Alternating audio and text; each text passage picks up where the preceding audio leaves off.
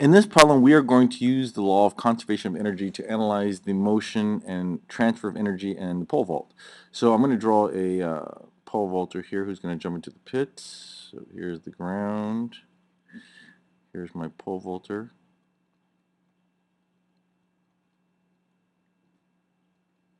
This pole. And that pole vaulter is going to run up to the pit. And I'll draw this a little bit 3D-ish here if I can. And here's the standards and the bar. Okay, so this pole vaulter is going to run towards the pit and jump over the bar here. And this distance that the vaulter jumps is going to be, for this example, 3.44 meters. And what we want to do here is we want to find out right before the vaulter vaults, he's going to have a velocity. So let's see right here, when he places the pole into the box, that's the little part in the ground where the pole goes into. It's holding it. We want to know right before he jumps, what's his velocity. We want to find the velocity that he's traveling at before he vaults, and somehow that's related to the height. So the faster you go, theoretically, the higher you can jump. So how are we going to use the law of conservation of energy to solve this? This is a 5-step process. First step, we draw the reference line. RL is the reference line. So we go to the diagram and we draw the reference line. It's the line that we measure all heights from. So in this example, it's relatively straightforward. We would make it the ground level. So I'm going to actually write RL here and circle it. That just reminds me that I've done it. So in other words, this height is 3.44 meters from the ground, which is pretty obvious in this problem, but in other problems it's not so obvious. But we do that. Step 2, we state the law of conservation of energy. Specifically, we denote where A and B are. A is the instant before the vaulter leaves the ground, so I'll see right here. And B will be at the top of the motion, right over here. So what we do is we clearly define where A and B are at. What's the velocity here, or how much energy does he have at this point, and how much energy does he have at point B. Step 3 is draw the buckets. This is the most important part. This is where we analyze each of the types of energy the person can have. So we start with the kinetic, which is the energy of motion.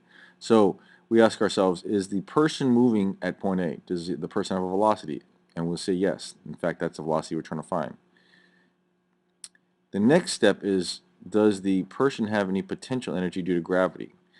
Well, since the person is on the ground, I should probably draw him on the ground here. Since the person's on the reference line, at the reference line level, he is not above the ground, so he has no potential energy due to gravity.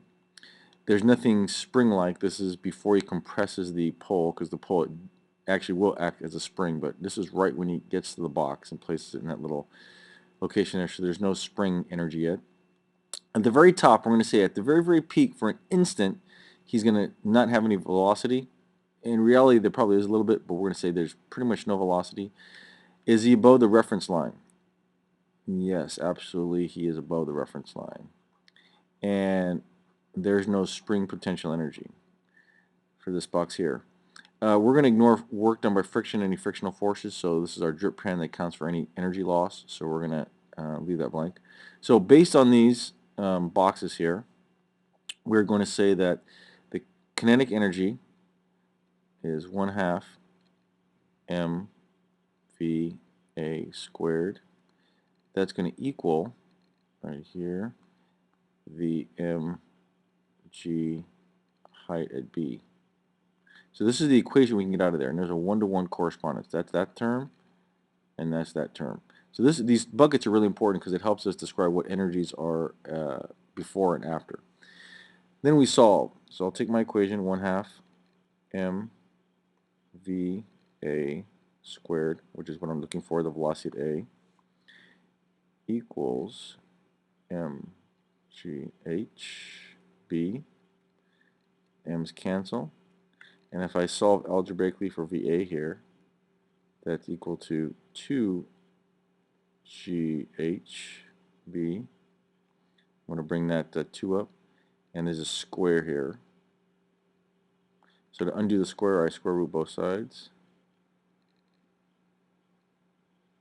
2G HB square root, which gives me 2 times 9.8 times the height, which is 3.44. And if I do the calculation here, the square root, the runner has approximately a velocity of 8.21 meters per second.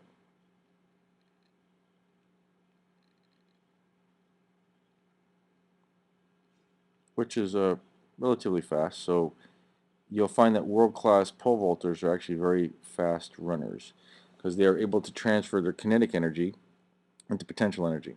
So the 5-step process was: step 1, draw a reference line. We define where the lowest point of the motion is. In this problem, it's relatively straightforward. It's the ground level. It usually is. Step 2, we state the law of conservation of energy, and we clearly define A and B. A is the person on the ground before he leaves the ground, moving at some velocity, which we were trying to find. And B is the very top of the jump here, above the pole. Then we systematically go through each bucket and we ask ourselves, is there a type of energy? Is the person moving? Yes. Is the person above the reference line? No.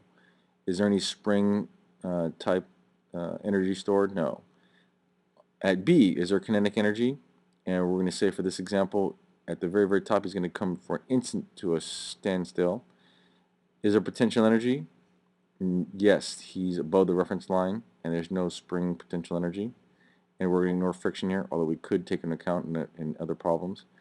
Then we have a one-to-one correspondence for each of the types of energy. We write our equation, and then we solve. And at this point, we're just dealing with a math algebraic type problem here, which gives us an answer of 8.21 meters per second. So this is an example of how we can use the law of conservation of energy to solve a problem involving track and field and the pole vault.